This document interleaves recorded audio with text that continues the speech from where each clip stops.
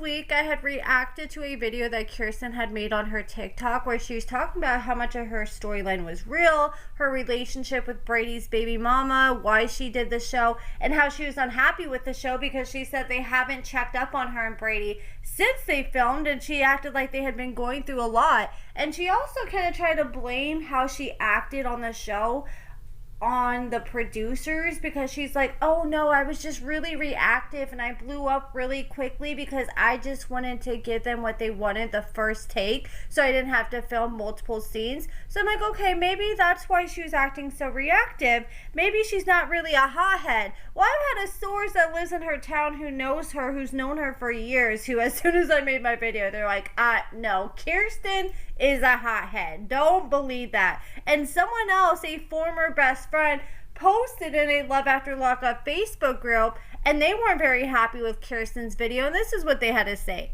They said, I used to be best friends, for the lack of a better word, with Keirsten. Regrettably so. After the recent video on TikTok, I gotta say something. Y'all about to find out why Keirsten has me blocked on all social media. She tries to act like the realest bitch you'll ever meet, but I've never seen so many skeletons in one closet. There's a few things I've gathered that are believed to be true but aren't, so I'll start there. Keirsten was never married to Casey. Brady is her first husband. Keirsten has 2 baby daddies. She's pregnant with another man's child, Chris Click of Springfield Mo, also a felon, when she got with him, and then put Casey on the birth certificate. They then had Wright together, and she has him pay child support on both kids, and she had him paying child support on Phoenix immediately. She was a month old, and I believe Casey said. Corey and Keirsten, Corey is Brady's baby mama, were not friends when she got with Brady. No, quite the opposite actually, but they very much knew each other and have for a few years because they go out to the same bars. Corey has never liked Keirsten. I've been best friends with her since we were 12. She told me to keep your friends close and your enemies closer, which honestly I believe that, because I just got the vibe from the last episode that Corey wasn't really feeling Keirsten. It seems like she's just keeping peace with her for the sake of her kids. And then they said, last but certainly not least, Keirsten is from Collinsville, Illinois. Just for the record, that I went to high school with that guy walking, it's total BS. She didn't go to high school here. In fact, I'm not sure she even went to high school hardly at all. She was 15 when I met her in 2014, an abusive, toxic relationship, so I let her stay in my spare room whenever she needed it, and she never went back to school. She got her GED, and those are the only nice things that I have to say at this time. I really wanted to address more, but that's just the mean girl in me. I'm not trying to listen to that see you next Tuesday so much these days. I did find Keirsten's business profile. I think this is LinkedIn, and it says that she works for LifeQuest Support Services LLC, which is a medical practice with 2 to 10 employees in Branson, Missouri. And she revealed in this last episode that she has been struggling financially because Brady got out, and she said he's in a halfway house, and now with him in the halfway house, he's more expensive than ever. There's more cost associated with him now that he's out of prison, because she's got to buy his clothes. She's got to buy his food. He was calling her saying, hey, they're having tuna casserole tonight. I don't like tuna. Can you order me some DoorDash? And she's like, I just don't got it, babe. I can't afford it right now. Then she revealed on the show, or on her TikTok, that the reason why they're doing the show is because Brady owes an extensive amount of child support, and I can't remember the exact amount she said it was. I want to say it's between $15,000 and $30,000, but it's a lot of money. I'm almost like, damn, how is he ever gonna pay that off? But I hope that he's been making payments like she claims, because she says that's the whole reason they did the show, is so he could pay off his child support. But she decided she wanted to go meet up with his baby mama Corey to get to the bottom of things, because she's still feeling some type of way over the fact that the baby mama didn't bring her daughters to meet up with Keirsten and her kids and Brady when they went and got that hotel. So like I said in my video, whenever I heard that the mama wasn't bringing the kids, I was like, man, she probably just doesn't want the kids to be on the show. She probably just feels like it's too soon, and They're trying to rush things. And that's exactly what Corey revealed when Keirsten went over there. She said, look, it's too soon. The girls are not comfortable yet with their kids. So I bet they're not comfortable enough around Kirsten's kids. They probably don't feel comfortable enough being on TV yet. And honestly, I respect Brady's baby mama for being like that and not just throwing her kids on some trash TV show when she doesn't know.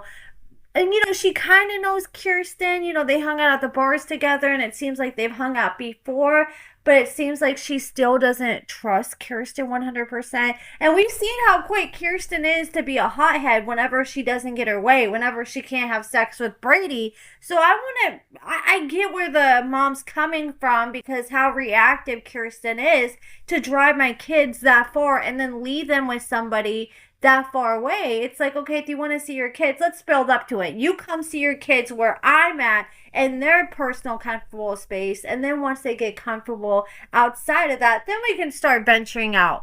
But she sat there and told Keirsten straight up, like, look, I just didn't want to drive there. The kids aren't comfortable. And that made Keirsten even more upset. She's like, but I spent my money on a hotel room, and she keeps trying to say it's not about money, but you can tell deep down it is about money. She's frustrated that she had to pay for the extra hotel room, which that is kind of out of pocket. I mean, if she knows that Kirsten's struggling and living paycheck to paycheck, she should have been like, yeah. She should have told her like a day before, so Keirsten could have hopefully at least canceled the hotel room and got her money back, because it's not cool to have that girl just waste her money on a hotel room when you knew you never planned on bringing the kids to begin with. So I understand Kirsten's frustrations there. But Keirsten, I think she is kind of being a little unreasonable, because she keeps telling the baby mama, well, Brady's been locked up for 5 years, and the baby mama's like, that is not my fault. If anything, that puts a damper on his relationship. It doesn't give more of an excuse for him to have access to his kids. And I'm glad the baby mama opened up about this, because the baby mama said, look, he hasn't even been calling his kids barely since he been out.